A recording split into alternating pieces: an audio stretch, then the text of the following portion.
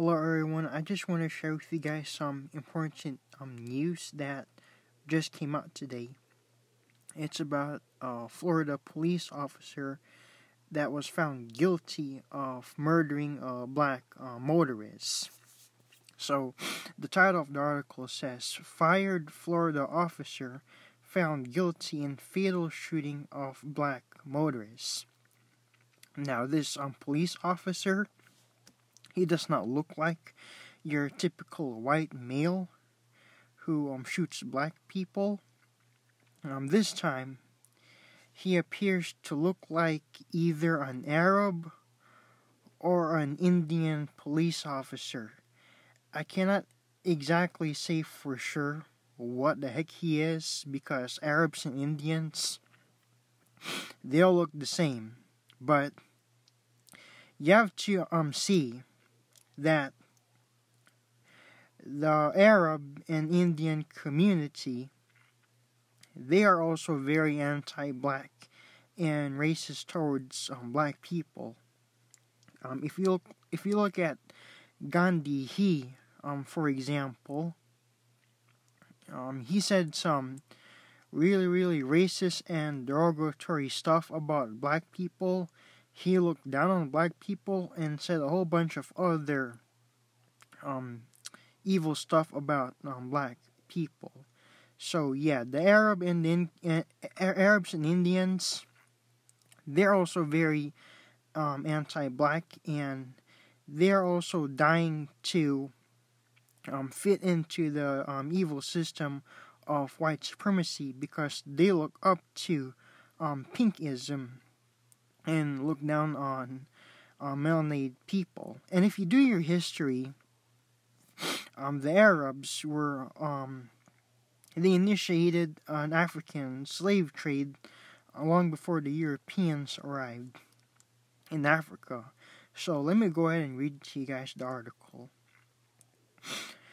A fired Florida police officer was found guilty of manslaughter and attempted murder Thursday, which is today, for fatally shooting a stranded black motorist, becoming the first officer in the state to be convicted of an on-duty shooting in 30 years.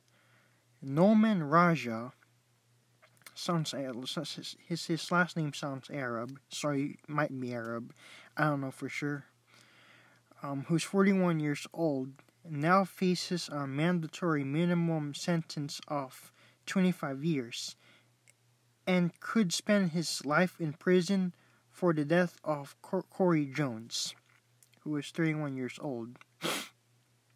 The 4-man, 2-woman jury had deliberated for about 4 hours. Raja did not react as the verdict was read. About 25 relatives and supporters of Jones looked on, some weeping quietly. One said, "The sweetest sound was the click of those handcuffs," after Raja was led from the courtroom. Then they held a prayer circle outside the courtroom, shouting praise to God and Jesus, who are nothing but idols. Alright? For the verdict, as many broke down in sobs. A housing inspector and part-time drummer, Jones came from a family of Christian ministers and was scheduled to perform at church the morning he was killed. "Corey has been here. His soul is not here, but he is definitely here in our hearts," said C.J. Jones, the victim's brother and a former National Football League player, primarily with the Cleveland Browns. "He walked us through this." Raja's attorneys left without comment. His wife spoke on obscenity when asked for comment as she left the courtroom with her family. Prosecutors said Raja, one of the very few police officers across the nation to be convicted of a non-duty shooting, escalated what should have been a routine interaction into a deadly confrontation. Prosecutors charged Raja with manslaughter because they believed his actions created the confrontation and showed culpable negligence, meaning a reckless disregard or conscious indifference for Jones' life. That's because he probably has some anti-black attitude in him. They also charged him with attempted first-degree murder because they believed that while they couldn't prove beyond a reasonable doubt which of the 6 shots killed him, the second volley was a conscious effort to kill Jones as he ran away. Raja, who is of Asian descent, was working on an auto burglary investigation team when he spotted Jones' SUV at 3 a.m. on October 18, 2015. Jones had been returning home from a nightclub performance when his vehicle stalled. He had a concealed weapons permit and carried a .38 caliber handgun he bought days earlier to protect his $10,000 drum set, which was the SUV. Wearing plain clothes, Raja drove an unmarked van the wrong way up an off-ramp and stopped just a few feet from the broken-down vehicle. The prosecutor said Raja never identified himself as an officer and acted so aggressively that Jones must have thought he was about to be carjacked or killed.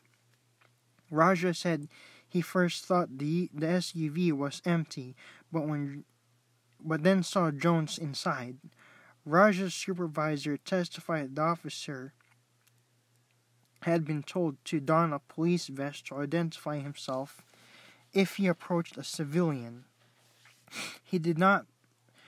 Prosecutors also questioned why Raja didn't pull out the badge he had in his pocket. What police didn't know at first was that Jones had been talking to a tow truck dispatcher on a recorded line. That recording shows Jones saying, "Huh?" as his door opens. Raja yells, "You good?" Jones says he is. Raja replies twice, "Really?" with Jones replying, "Yeah." Suddenly, Raja shouts at Jones to raise his hands using an expletive. Jones replies, "Hold on," and Raja repeats his demand. Prosecutors believe Jones pulled his gun and tried to get away. Raja fired 3 shots and Jones ran down an embankment. Prosecutors said he threw his gun, which was found 120 feet from his body, but Raja fired 3 more times, 10 seconds after the first volley, and Jones was killed by a bullet through his heart. This is so sad. A medical examiner testified that Jones would have dropped feet from where the fatal shot struck him. He also had been shot twice in each arm. C.J. Jones said his brother was a good person who would not have confronted Raja. White supremacists would say otherwise, alright? If that dude would have said he was a police officer right off the bat, this would have never happened, he said. Raja's attorney said Jones' initial, "Huh?"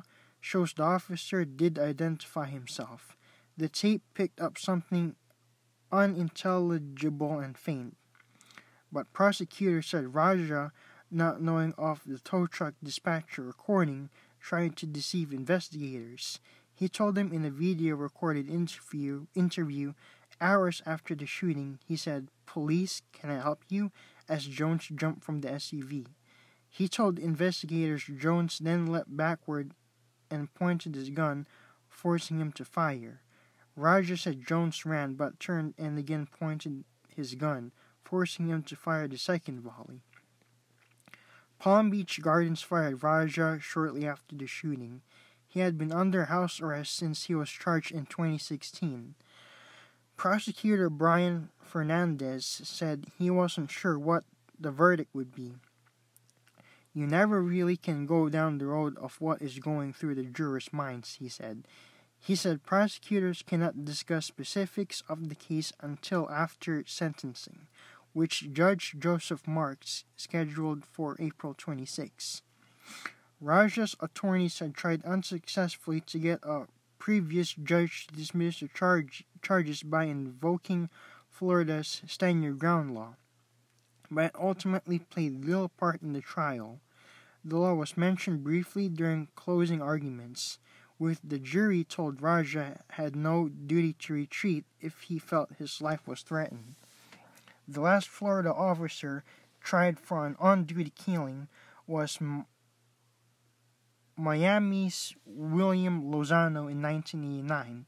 The Hispanic officer fatally shot a black motorcyclist who he said tried to hit him. A passenger also died when the motorcycle crashed, setting off 3 days of rioting. Lozano was convicted of 2 manslaughter counts in a Miami trial, but an appeals court dismissed the verdict, saying the case should have been moved because of racial tensions. Lozano was acquitted at a 1993 retrial in Orlando. So that's the whole article.